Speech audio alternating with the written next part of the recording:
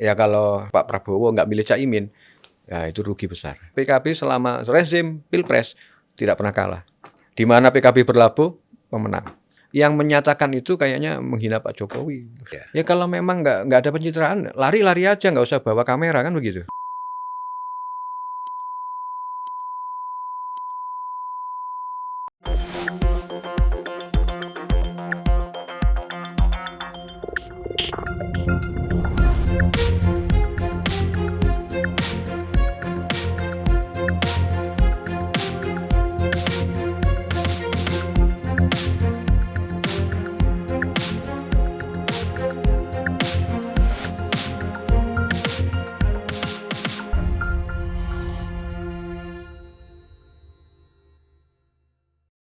Assalamualaikum warahmatullahi wabarakatuh. Assalamualaikum warahmatullahi wabarakatuh. Aduh, kita kedatangan tokoh muda dengan jabatan yang keren, ya, yaitu Mas Hasanuddin Wahid. Mas Hasanuddin Wahid sekarang Sekjen, Sekretaris Jenderal Partai Kebangkitan Bangsa. Siap, Bang. Mas Hasanuddin ini sekarang sedang studi S3 Siap. di Universitas Pertahanan. dengan desertasi Laut Cina Selatan. Ya. Betul. Kemudian sebelumnya kan S2 ya di Fakultas Filsafat Universitas Indonesia. Siap, Bang. Dengan desertasi juga yang sangat ngeri, yaitu filsafat perang. Filsafat perang. Betul. Waduh. Nah, kemudian S1 di Universitas UIN Malang. Ya. Pernah juga menjadi wakil sekjen PKB. Betul. Ya, kemudian sekjen tadi ada Pagar Nusa ya. Ya, pernah sekjen Pagar Nusa. Saya itu kalau di Pagar Nusa, Bang, itu pencak silat. Ya. Tapi kalau di PKB saya pencak ilat. Apa tuh? Pencak ilat. Ilat itu lidah. Bahasa Jawanya lidah itu ilat. Jadi kalau di Pagar Nusa pencak silat. Yang dipencakin silatnya. Kalau di PKB pencak ilat. Silat lidah. Iya. Luar biasa, menarik. Kalau kita lihat perkembangan politik sekarang, ini kan masih berputar-putar persoalan. Kalau capres nampaknya sudah jelas figurnya ya. Ketika capres ini kan fokusnya ini kepingin cawapresnya ini kan dari kalangan Nahdliyin ya. Nahdlatul Ulama ya. Ada yang mengharapkan Khofifah, Caimin, itu yang dua yang muncul yang sekarang. Kemudian termasuk Pak Mahfud, termasuk ada Nazarudin, Pak Profesor Dr. Nazarudin Umar. Lalu ada lagi Pro Islam, PBNU, ya itu juga menjadi calon kuat. Nah, jadi kalau kita lihat di situ kans Caimin ya untuk menjadi cawapres ini sejauh mana nih, Mas? Iya. Kansnya itu mestinya pertanyaannya jadi capres dulu, Jadi Bang. Capres, ya. Saya tadi cawapres itu tidak kita hitung sebagai yang diinginkan. Jadi targetnya target capres dari PKB berdasarkan muktamar PKB 2019 di Bali itu adalah ketua umum mandataris muktamar harus maju di Pilpres 2024. Itu keputusan muktamar. Maka kemudian Caimin, Gus Muhaimin, atau Gus Imin ini menjalankan mandat muktamar itu dengan berjuang keras mencalonkan diri menjadi calon presiden. Nah, itu bukan maunya Gus Imin, tetapi itu adalah beliau sebagai mandataris muktamar harus mencalonkan itu. Jadi memang itu kewajiban mandatori dari partai. Jadi bukan dari kemauan beliau pribadi. Partai lah yang menugaskan beliau itu. Nah, itu yang kedua, kemudian beliau taskheh. Kalau di NU, di PKB itu taskheh. Taskheh itu beliau coba konfirmasi, keliling ke kiai-kiai, ke para masyayikh, ke pemangku pesantren besar dan sebagainya, cek bagaimana cara menjalankan, ini ada mandat ini untuk maju Pilpres. Nah, hampir sebagian besar dari beliau bismillah berangkat. Kata beliau, loh kami ini tidak punya cukup modal, nggak punya duit nih. Kita hanya punya semangat memperbaiki Indonesia selama ini, yang seperti yang sudah kiai-kiai lakukan selama bertahun-tahun di Indonesia. Itu kan semangatnya Kiai NU itu kan memperbaiki Indonesia. Nah, itu kata beliau nggak usah, berangkat saja. Kamu niatkan untuk menjalankan mandat partai, keputusan muktamar, dan juga menjadi kepanjang tanganan dari cita-cita ide besar para kiai-kiai Nahdliyin dan NU tentang NKRI. Ya, itu. Nah, setelah itu barulah beliau menyatakan diri, oke, dan beliau kumpulkan seluruh kekuatan partai, DPW, DPC dikumpulkan, kita pertemuan besar pasca muktamar itu, semuanya juga berpikirnya sama, harus. Kenapa? Karena banyak hal keuntungan yang didapat kalau kemudian ketua umum bisa maju Pilpres. Pasti punya keuntungan elektoral buat partai. Yang kedua, gairah kader pengurus bekerja itu berlebih-lebih. Ketika ada pimpinannya maju di Pilpres. Energi ekstranya keluar. Energinya ekstranya keluar. Meskipun nggak punya duit, mesti dia akan nyari utangan demi ketua umumnya bisa maju Pilpres. Itu sesuatu yang hal itu. Yang ketiga, itu majunya Caimin di Pilpres itu adalah menyatukan kekuatan dari PKB, Nahdliyin, dan tentunya kekuatan-kekuatan di Islam, Ahlussunnah wal Jamaah. Itu penting. Oleh karena itu sudah akhirnya bismillah. Caimin kita paksa oleh struktur untuk sudah ambil Pilpres. Mulailah beliau bekerja sampai hari ini. Apakah kemudian kalau Bang Zulfan tadi bilang gimana tentang cawapres? Nah, itu berikutnya karena bukan target utama karena mandatnya itu adalah capres. Ya, harus ikut di Pilpres. Nah, kalau kemudian hasilnya nanti di KPU tanggal 19 Oktober daftar itu bukan Pilpres, bukan capres, itu cawapres. Ya itu masih nggak apa-apa karena belum menyalahi mandataris kan. Kan ikut Pilpres. Nah, yang penting jangan sampai itu nggak terdaftar di KPU nanti dapatnya one team press. Nah, itu bukan mandat muktamar itu. Nah, jadi kengototan beliau ini adalah menjalankan mandat. Buat Caimin ini penting, buat kami penting. Menjalankan mandat organisasi itu penting. Jadi orang kadang melihat ini gimana sih Caimin ini ngotot banget untuk jadi capres gitu kan, nggak lihat bahwa nggak surveinya nggak 3 besar. Bos, ini bukan soal survei. Jadi ada salah kaprah di Indonesia ini, Bang Zul. Saya agak panjang lebar, mohon maaf. Nggak apa-apa. Kenapa? Karena orang itu layak menjadi pemimpin itu karena survei semata. Oh, itu cuma satu variabel, nggak bisa. Nggak bisa. Di Indonesia nggak boleh jadi survei menjadi satu-satunya ukuran seorang itu layak jadi capres atau tidak. Siapapun, undang-undang dasarnya jelas punya hak untuk memilih dan dipilih. Belum kemudian orang bilang kamu nggak masuk survei 3 besar kok mau nyapres, lindur apa kamu itu? Ini bukan lindur, dia sedang menjalankan hak konstitusional dia sebagai anak bangsa.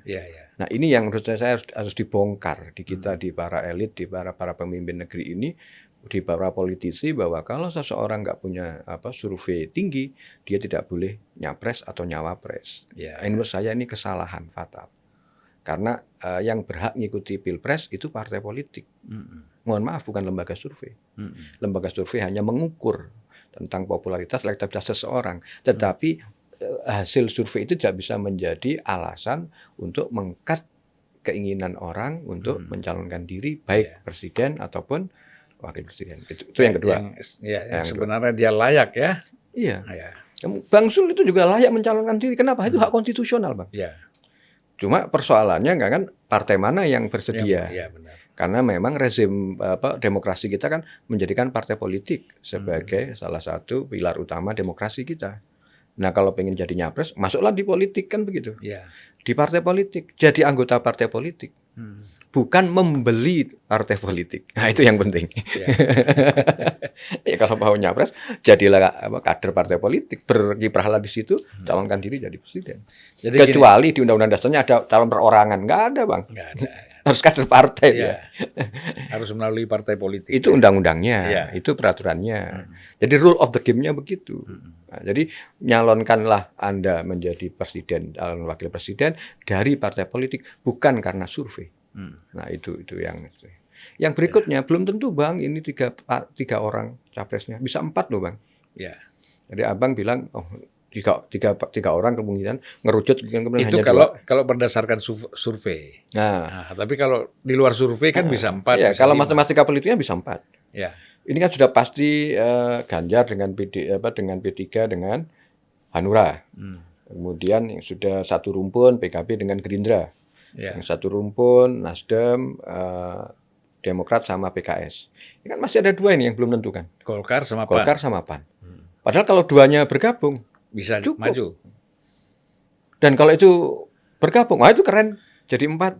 Keren. Indah ini. Iya. Polarisasi nggak akan terjadi. Semakin banyak kandidat menurut saya tidak akan terjadi polarisasi. Tapi kalau hanya 2, boleh jadi head to head itu politik identitas akan mengemuka lagi bang. Iya. Oleh Bahkan karena kalau situasi sekarang 3 pun bisa terjadi polarisasi. bisa terjadi polarisasi. Coba itu, saya berharap Golkar jadi pemecah kebekuan dengan PAN gitu. Ambil yang Soal nyali aja berani apa enggak? Nah itu kan. Nanti kalau nggak ada yang berani, jangan PKB yang punya nyali begitu. Kalau PKB ini kan apalagi ada anak Malang di situ kan. Aduh, pasti nekat aja untuk maju itu ya. Iya, namanya Arema Ya Malang. tentu dengan pertimbangan-pertimbangan ya. Mas, ini perlu ada klarifikasi sedikit ya. Orang kan pasti Caimin mau jadi capres atau nanti kalau tidak pun capres cawapres. Ini kan persoalan masih dipersoalkan nih. Oh nanti ada kasus kotak durian lah macam-macam. Itu bagaimana cara menjawabnya itu mas? Tidak perlu dijawab menurut saya. Kenapa? Karena itu hanya muncul tiap kali mau ada pilpres. Ya. Kasus dalam tanda kutip yang pernah terjadi di masa lalu di tahun 2011 itu muncul dulu 2018 menjelang pilpres 17 18 2019 tahun 2017 akhir mulai dimunculin. Bayangkan persoalan 2011 sudah diputus tahun 2012, semuanya yang terlibat di situ sudah menjalankan hukumannya, sudah selesai, baru diungkap 2018. Selesai 2019 terjadi pilpres, hilang tuh kasus. Nah, sekarang kemudian menjelang 2024 dimunculkan 2002 kembali gitu kan. Selama 3 tahun tidur kasus itu. Kan antik itu Bang. Iya. Nah, menurut saya hukum jelas sekali. Bahkan terakhir itu teman-teman Maki kan menggugat ke Pengadilan Jakarta Selatan. Iya. Meminta agar KPK membuka kembali kasus itu. Kemudian pihak KPK sudah memberikan jawaban bahwa mereka sudah melakukan tugasnya itu dan hasil sudah tentang keterlibatan, kecurigaan keterlibatan dan sebagainya sudah disampaikan di pengadilan. Bagi KPK itu sudah menjalankan tugasnya. Hasilnya pengadilan menyatakan Caimin nggak terlibat. Nah, kan sudah ada putusan pengadilan. Nah, kalau sudah putusan pengadilan seperti itu, dengan sendirinya sudah selesai tugas KPK. Nah, itu kemudian Pengadilan Jakarta Selatan menyatakan bahwa gugatan Maki untuk membuka kasus kardus durian yang ditengarai ada Caimin di dalamnya gitu, itu udah tertolak dengan sendirinya. Kenapa? Karena dianggap itu sudah selesai. Tafsiran kami begitu Pengadilan Jakarta Selatan, artinya sudah nggak ada problem. Jadi dengan keputusan Pengadilan Jakarta Selatan kemarin bulan April itu ya, kemarin itu menunjukkan bahwa semakin clear dan distinct, bahasa filsafatnya clear and distinct gitu kan, jelas dan tegas sekali bahwa tidak ada keterlibatan Gus Muhaimin dalam isu yang dihembuskan kardus durian. Itu jawaban KPK di Pengadilan Jakarta Selatan itu menunjukkan itu, kemudian apa yang digugatkan oleh teman-teman Maki juga menunjukkan itu. Artinya sudah selesai itu kasus, nggak ada Jadi nggak perlu kita punya ketakutan apapun. Dan buat PKB kedaulatan hukum itu penting di sini. Kalau masih ada yang mempersoalkan itu pasti adalah ya gorengan politik. Tahun politik kan pasti banyak gorengan. Ya. Nah, tetapi secara hukum kami meyakini bahwa pengadilan dulu sudah memutuskan 2012, kemudian Maki ngajukan gugatan pra peradilan pun juga ditolak. Itu menunjukkan bahwa udah nggak ada masalah. Udah clear urusan kardus durian. Jadi kalaupun sekarang masih ada yang mengangkat-ngangkat soal kardus durian, ini hanya persoalan kepentingan politik tertentu dari pihak tertentu, kan gitu aja, Mas. Faktanya begitu. Ya. Nah, kalau demikian ya Mas ya, apalagi ini yang belum diputuskannya pasangan Prabowo dengan Gus Imin ini. Kan harusnya sudah cepat aja diputuskan. Soal kotak durian secara hukum, kardus durian secara hukum sudah selesai. Kemudian kalau kita lihat dari threshold 20% lebih. Kalau seandainya koalisi antara Gerindra dengan PKB. Dan figurnya sama-sama kuat saya kira ya. Artinya Mas Prabowo juga cukup kuat. Gus Imin juga punya basis yang kuat. Sebenarnya sinergi kedua orang ini untuk menjadi pasangan itu luar biasa. Tetapi yang menghambat ini apa kira-kira? Atau memang masih menunda waktu karena ini pakai strategi perang, filsafat perang tadi atau gimana? Gimana ini?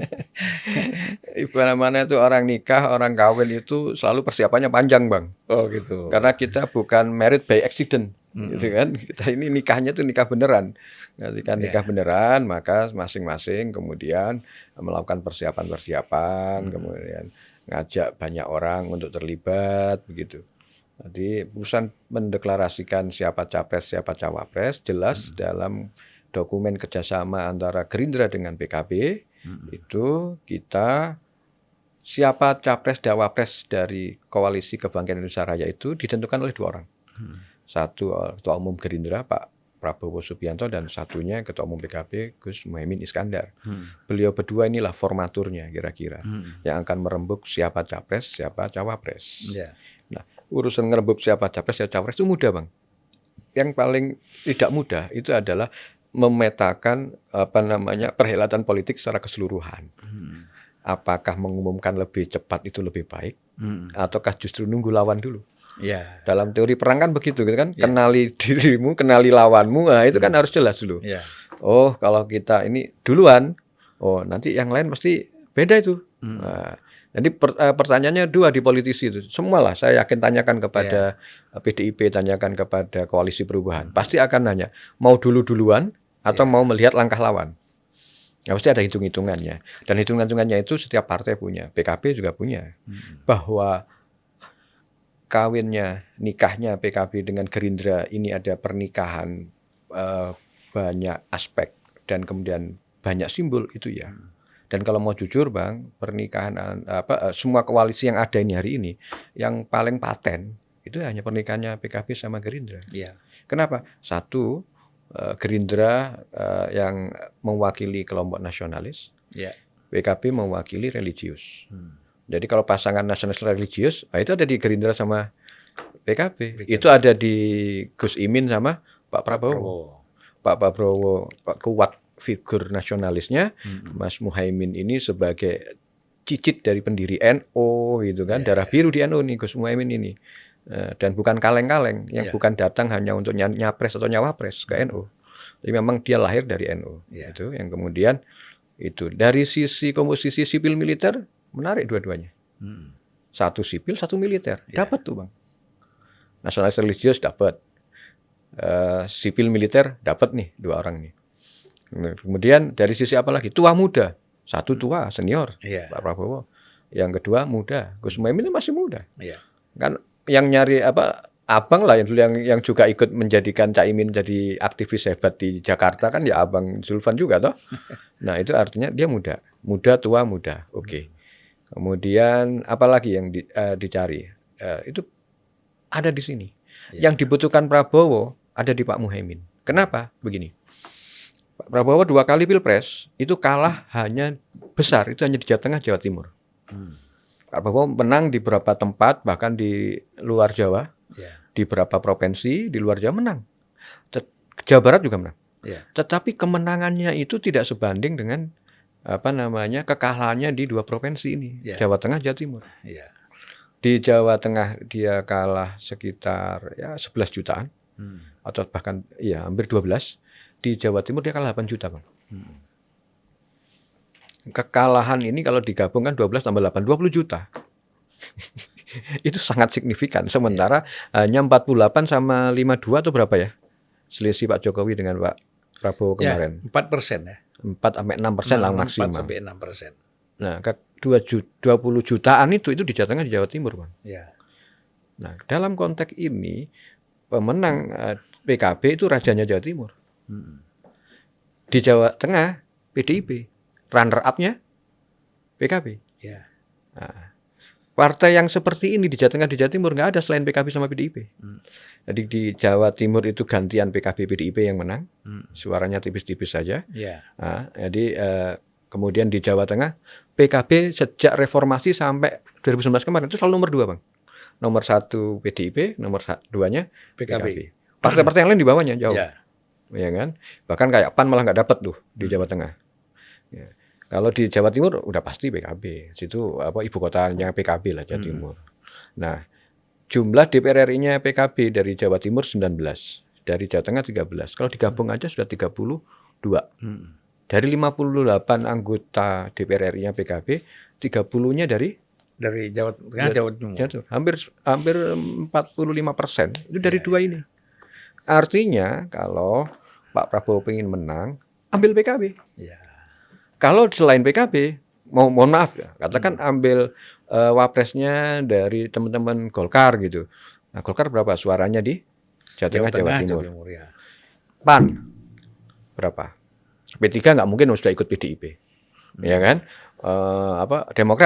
Demokrat sudah sama Anies. Kalau dia mau nyebrang ke Prabowo, suara Demokrat di Jawa Tengah, Jawa Timur tak sesignifikan PKB. Makanya PKB, Gus Muhaimin ini kunci, Bang. Kalau pengen menebus kekalahannya Prabowo, kuasai Jawa Tengah, Jawa Timur. Siapa? PKB. Ya.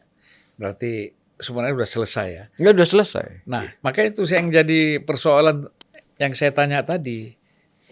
Dari segi hitungan matematik, real, politik, kan udah jelas bahwa Prabowo dan PKB, Gerindra dan PKB, Prabowo dan Gus Imin itu udah jelas posisinya.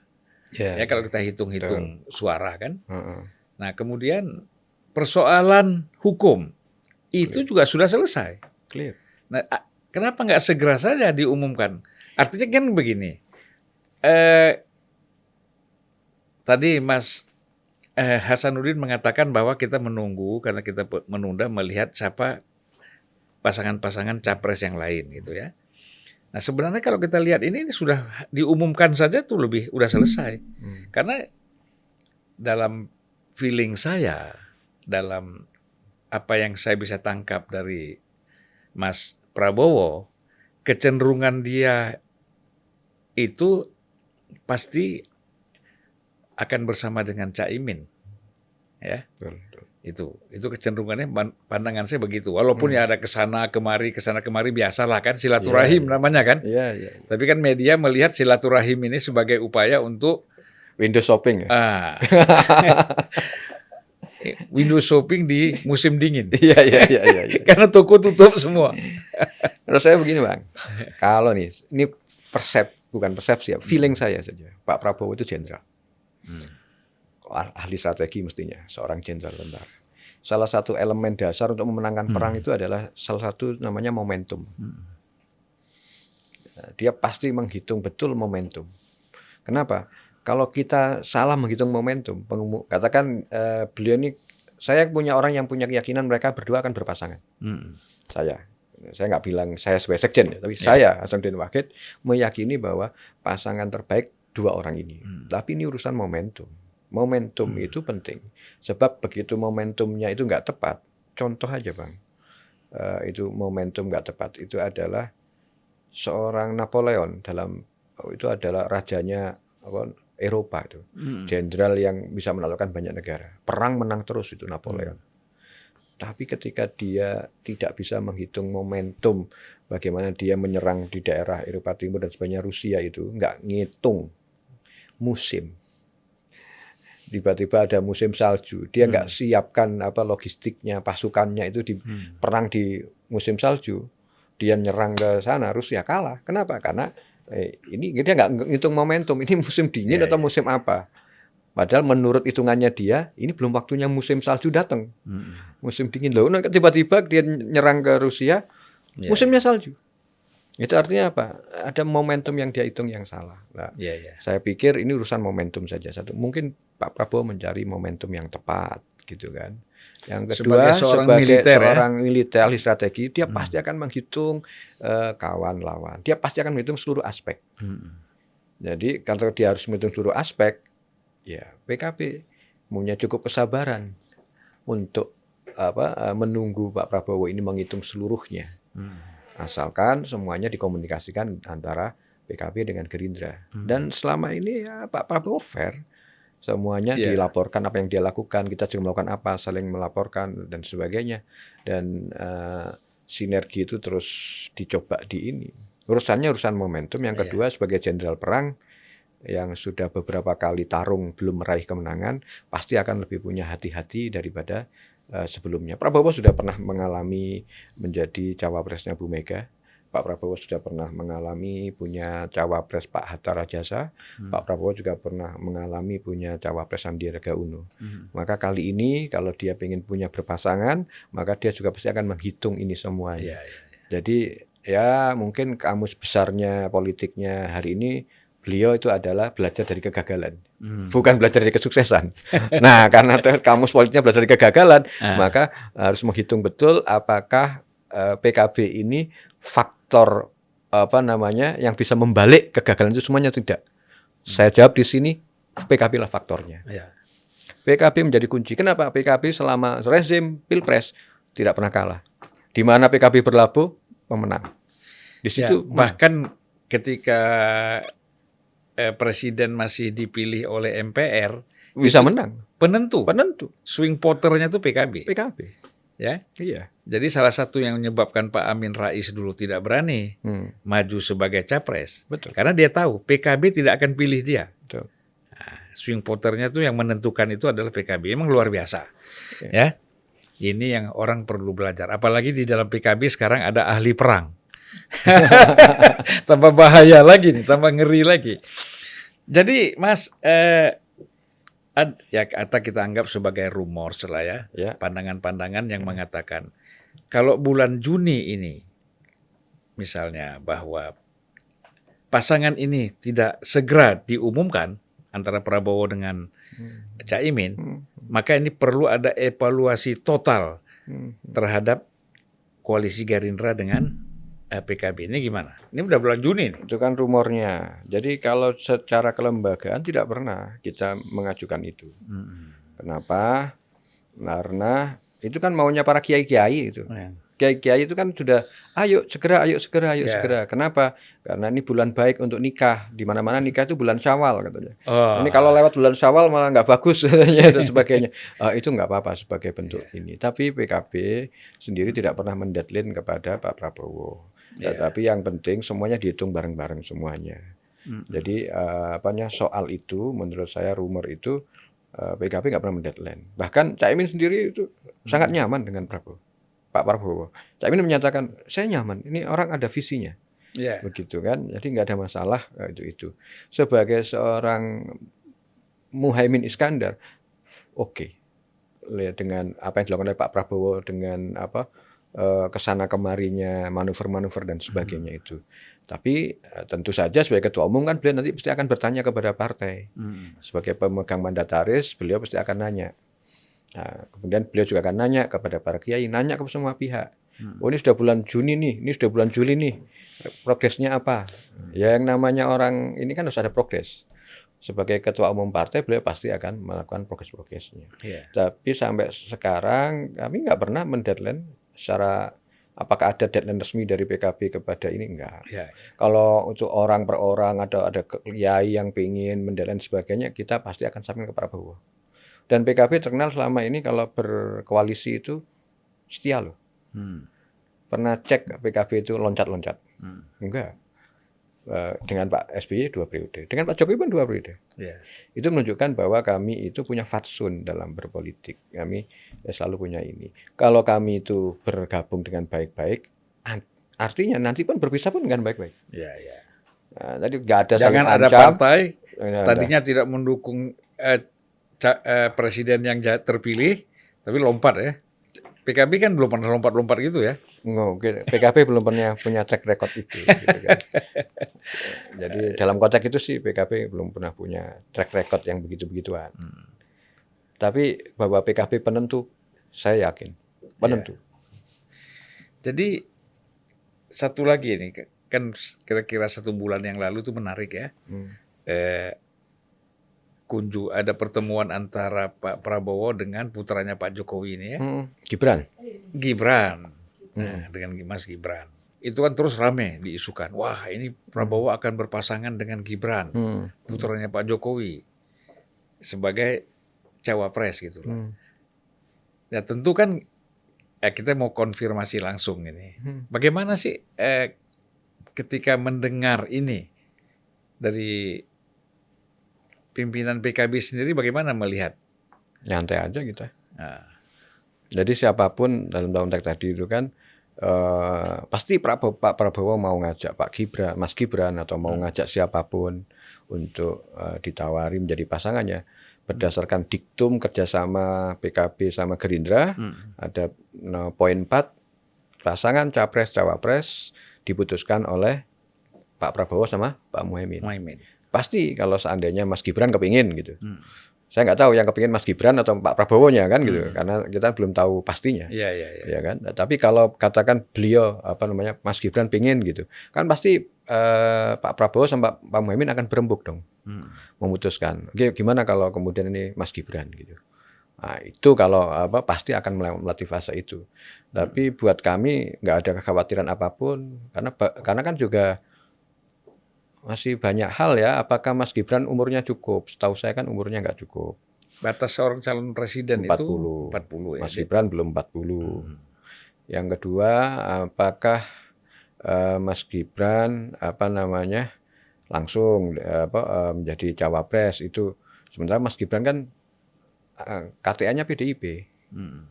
PDIP sudah punya kandidat. Iya. Kalau kemudian Mas Gibran ingin jadi calon wakil presidennya Pak Prabowo, nah itu gimana dengan partai asalnya? Pasti kan ada respon dari partai asalnya. Kemudian yang ketiga, opini publik. Pak Jokowi dipersepsikan oleh publik nanti kok maksakan anaknya. Kurang elok.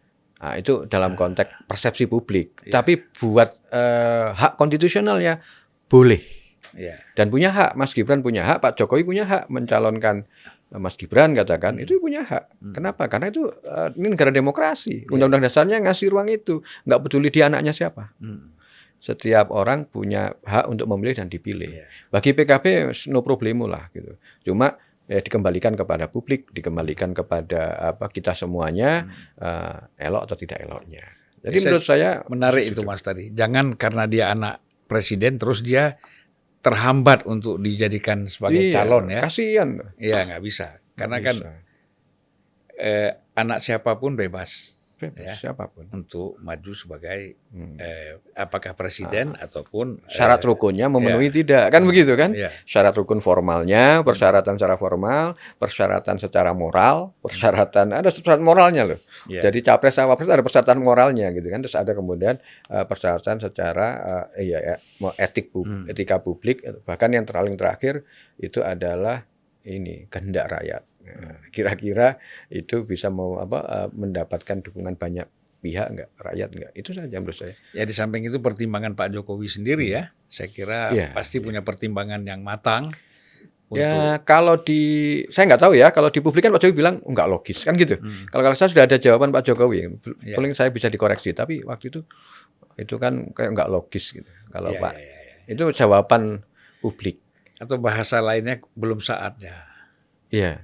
Ya kan? Persepsi saya, tafsiran saya atas pernyataan presiden itu, gitu bilang nggak logis. Beliau ini orang Jawa. Beliau ini orang Solo, Jawa yang pasti akan memegang erat budaya tradisi Jawa, bahwa namanya Sabdo Pandito Ratu. Jadi kalau beliau sudah bilang tidak logis gitu kan, itu berarti itu sebagai Sabdo Pandito Ratu buat orang Jawa, berarti beliau tidak menghendaki Gibran sebagai cawapres. Itu kalau dalam konteks falsafah Jawanya ya, itu Sabdo Pandito Ratu omongannya presiden itu. Nah, di situ makanya saya bilang itu rumor aja lah. Pak Jokowi bukan tipologi orang seperti itu. Beliau ini sudah hebat prestasinya begitu, terus kemudian diojo-ojoi begitu. Tapi dari Sabdo Pandito Ratunya, presiden menyatakan tidak logis.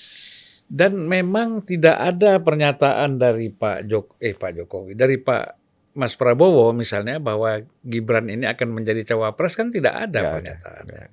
Dan tidak ada juga pernyataan dari Gibran ingin menjadi cawapres. Ya kan? Ini kan publik hanya meraba-raba, menangkap-nangkap dari window shopping tadi. Kan gitu Mas ya. Tapi memang penyakit Indonesia begitu Bang. Indonesia itu adalah rumor itu seperti hoax. Seperti hoax. Hoax itu jalannya melebihi kecepatan cahaya. Nyebarnya itu melebihi kecepatan cahaya. Wah, rumor Mas Gibran cawapres Prabowo. Itu isunya itu melebihi kecepatan cahaya, nyampe kemana-mana. Sementara klarifikasinya dari Pak Jokowi yang dibilang tidak logis tadi itu lambat. Jadi jalannya itu ya jalannya orang jalan kaki lah kira-kira. Jadi tidak tersosialisasikan. Jadi memang di Indonesia itu bahaya itu adalah hoax dan rumor itu penyebarannya melebihi kecepatan cahaya. Ini yang harus dicarikan terapinya, saya nggak tahu. Mungkin Bang Zulfan bisa nyari terapinya ini. Terapinya kita ini harus kita kontemplasi lagi. Iya. Mas, seandainya ya, kita kan bicara seandainya bahwa bila... Saya minum Mas? Ya, silakan. Bila nanti ternyata Caimin tidak menjadi capresnya Prabowo, ya kan? Nah, berarti kan kalau kita bicara 4 tadi, ada 3 presiden lagi, capres lagi kan? Ada yang namanya Erlangga, Anies, dan Ganjar. Kemana berlabuhnya ini? PKB lebih chemistry-nya itu lebih dekat kemana? Kita ini nggak berpikiran Caimin nggak jadi cawapres minimal, itu nggak punya pikiran itu Bang. Insya Allah sih pasti pasangan lah. Nah, kalau namanya sudah andai kata ya, namanya andai kata ya kita jawabnya itu seandainya ya kita juga nggak bisa berandai-andai. Saya nggak mungkin bisa berandai-andai. Tapi intinya satu aja, bahwa PKB itu bisa terbuka dengan siapapun. Tapi PKB adalah partai yang menghormati komitmen. Jadi sebelum ada semua komitmen di 5 diktum kerjasama itu kita lewati semuanya dan dibicarakan baik-baik dengan Pak Prabowo, dengan pihak Gerindra, pasti PKB nggak akan ngambil langkah apapun. Kenapa? Karena itulah kerjasama kita dengan Gerindra.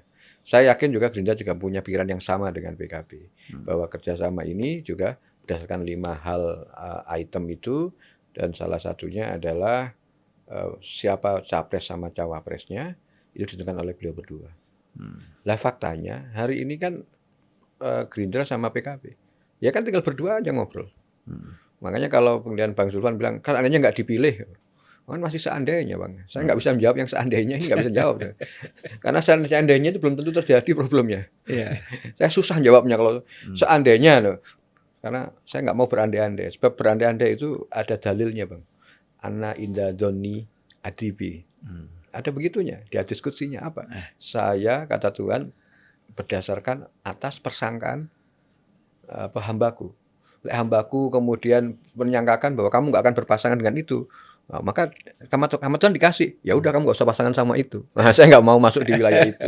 Jadi saya bersangkanya pasangan. Pasangan. Ya. Gitu kan. Kalau seandainya tidak berpasangan, saya jawab berpasangan. Kemudian ditanyakan lagi, oh ini kan mungkin saja nanti dengan siapa. Aduh, tetap saya bilang berpasangan. Ya. Jadi kalau sudah ada kejadian, baru saya bisa jawab. Karena ini belum ada kejadian, saya nggak akan pernah menjawab itu. Ya. Jadi sekarang ini kan kejadiannya itu 99,9%.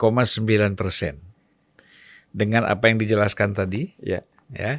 Bahwa betapa besarnya peran dan pengaruh PKB Jawa Tengah, Jawa Timur, dan ya mungkin juga daerah-daerah lain yang Nahdliyin-nya cukup kuat juga. Kita 13,7 juta, Bang. Ya. Termasuk di Aceh, itu Nahdliyin kuat. Betul. Kemudian di mungkin Lampung, Sumatera Selatan, Kalimantan Selatan, kecuali Jambi sama Sumbar ya, atau agak kurang ya. Tapi Jambi kita punya anggota DPR RI, Bang. Punya ya? Punya. Jadi kita 58. Aceh 2 lagi. Aceh 2, Sumatera Utara 1, Riau 1, Jambi 1, Sumsel 1, Lampung 2. Ya. Kalimantan Selatan, Kalimantan Barat kita punya. Sulawesi Selatan kita punya. Nusa Tenggara, bahkan NTT 2 kita. Kita di tempat yang mayoritas non muslim tuh NTT, PKB 2 kursi RI. DPRD provinsinya pimpinan, wakil ketua. Artinya ya kalau katakan Pak Prabowo nggak milih Caimin, ya itu rugi besar. Rugi besar. Saya kira, makanya saya bilang tadi 99,9%. Mas Prabowo itu akan berpasangan dengan Caimin. Amin. Kan gitu. Ya. Karena hitungannya udah jelas. Kecuali kalau tidak mau berhitung. Ya. Masa pengalaman yang lalu tidak digunakan sebagai indikator kan, sebagai alasan. Betul. Seperti yang Mas Hasanuddin bilang. Saya kira kalau soal Prabowo sama Caimin ini clear ya. Kan Abang udah dapat bocorannya. Ya, artinya kan begini. Saya nanya, Bang. Apa alasan kata Prabowo untuk tidak memilih Caimin menurut Abang? Ada nggak?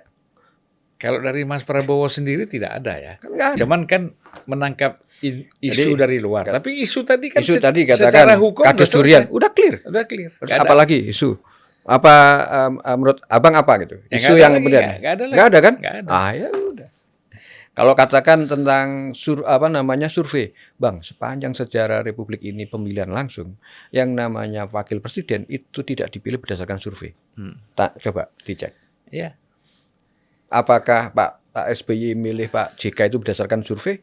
Pak Budiono? Nggak ada Yai survei. Ma'ruf? Nggak ada survei. Semua nggak ada survei. Nggak ada survei wakil presiden sebenarnya.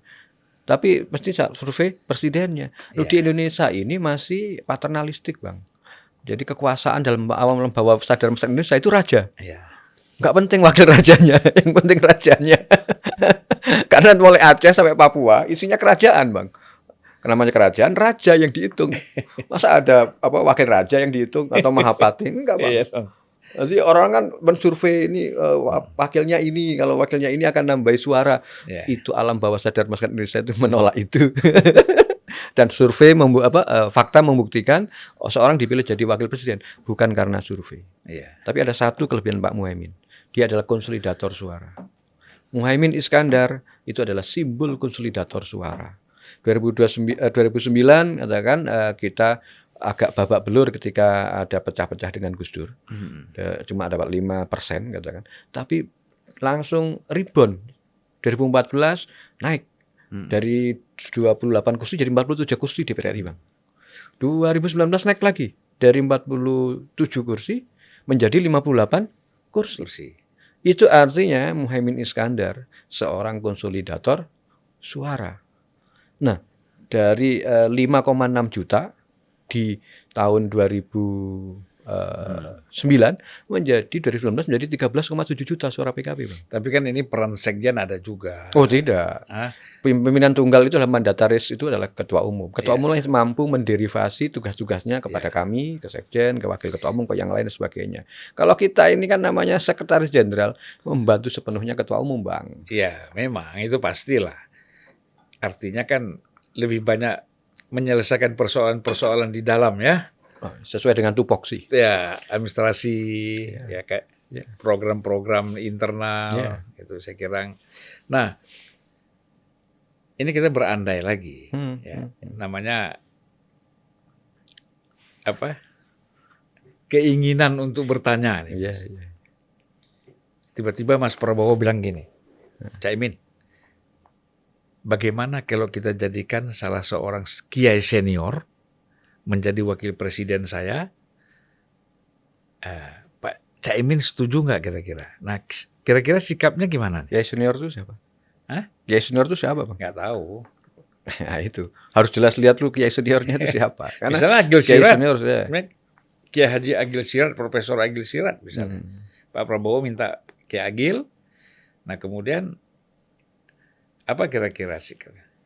Kalau feeling ya, saya jawabnya pakai feeling aja. Yai Said pasti akan bilang, sudah Pak Prabowo, lebih baik Pak Muhaimin, jangan saya. Ya. Pak Muhaimin saja yang sudah urus partai dan sebagainya. Kalau feeling saya begitu jawabannya Yai Said. Gitu ya. Ya jadi memang Caimin ini, Gus Imin ini memang sudah menjadi. Atau siapa lagi? Sebutkan Kiai siapa lagi?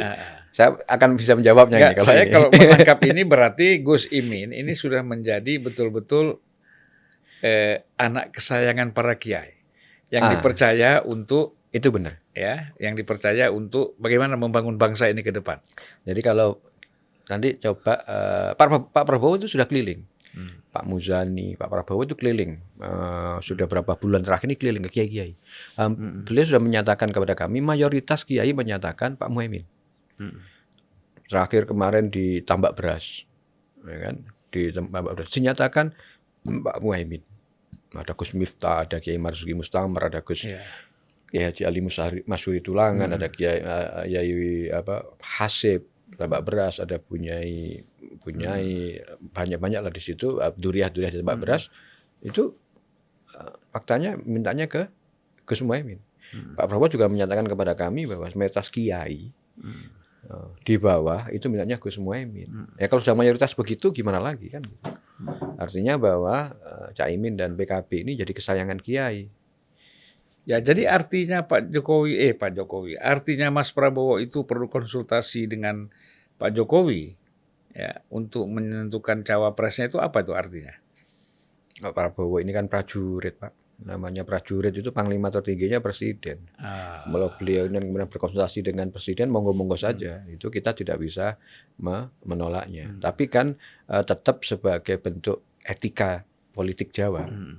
Nah, itu kayaknya Pak Prabowo memegang teguh etika politik Jawa. Harus nanya konsultasi kepada presidennya, pimpinannya, nggak apa-apa. Tetapi saya yakin bahwa pasti Gerindra sebagai partai yang berdaulat, otonom pasti akan memutuskan secara mandiri siapa pasangan Pak Prabowo. Saya yakin bahwa dia harus konsultasi kepada presiden, kepada pihak lain yang dianggap perlu, itu wajar.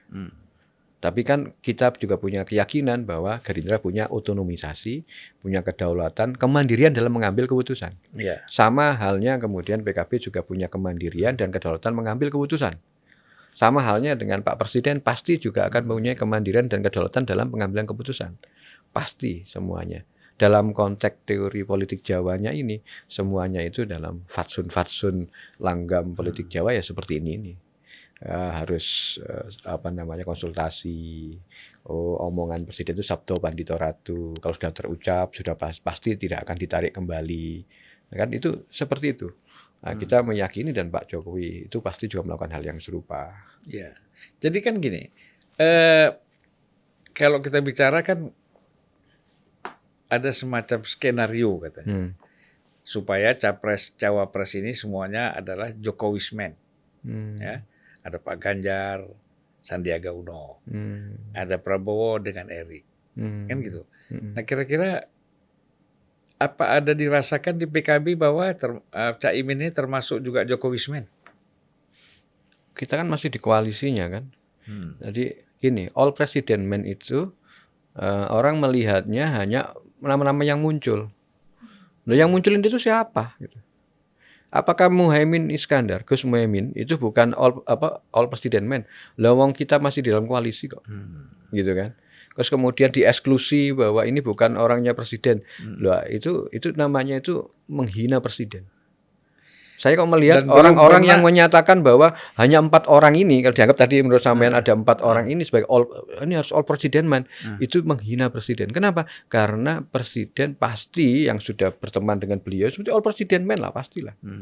Pasti all president man. Ada Erlangga juga kan? Ada Erlangga, ada Pak Zul juga.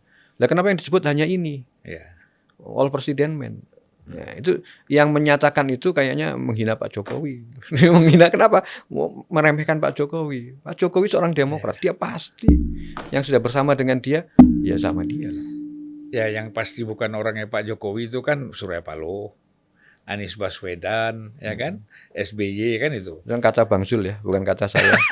Ya, itu kan kenyataan Saya sekarang nggak menyebut itu loh ya. yang berseberangan gitu kan. Ya, kita kan menyampaikan apa yang kita lihat, fakta-fakta yang ada kan gitu. Itu kan Gitu. di politik itu tidak semuanya apa yang tidak di depan layar itu sama dengan di belakang layar. Ya.